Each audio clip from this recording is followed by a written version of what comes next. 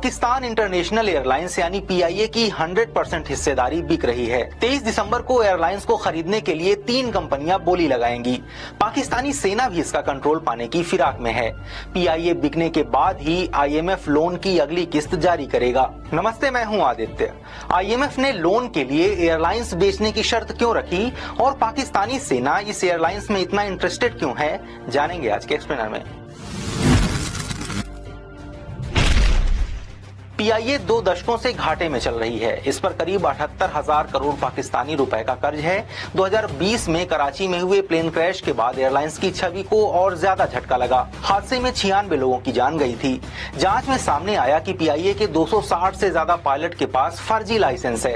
Europe और America ने PIA की उड़ानों पर बैन भी लगा दिया। ये रूट एयरलाइंस को सबसे ज्यादा प्रॉफिट कमाकर देती थी, इसलिए बैन लगने से घाटा और बढ़ने लगा। हालांकि पाकिस्तानी मीडिया रिपोर्ट्स की माने तो सरकार आईएमएफ के लोन की शर्तों के चलते पीआईए को बेच रही है। 2023 में पाकिस्तान आर्थिक कंगाली की कगार पर खड़ा था। तब पाकिस्तान सरकार ने अर्थव्यवस्था को बचाने के लिए आईएमएफ से बेल आउट यानी कर्ज की मांग की। आईएमएफ पैसे देने को तो मान गया, लेकिन सरकार के सामने 64 शर्तें रख दी।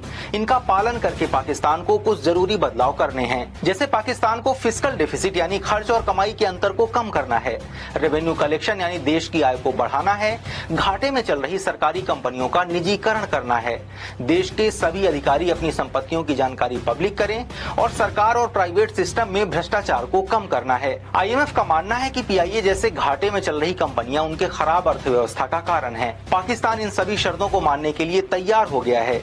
इसके बाद ही आईएमएफ ने किश्तों में 7